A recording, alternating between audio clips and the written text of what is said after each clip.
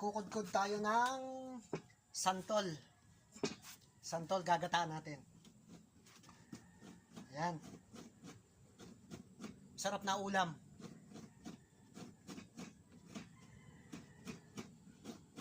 Oh. Ngayon hati-hati natin. Saka natin kukudkurin sa kudkuran ng nyug.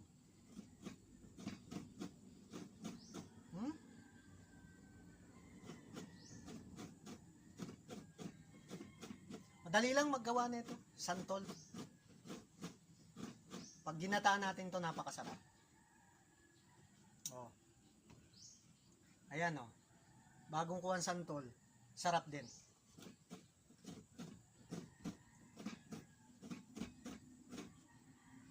Sige. Bye-bye oh. Bye-bye.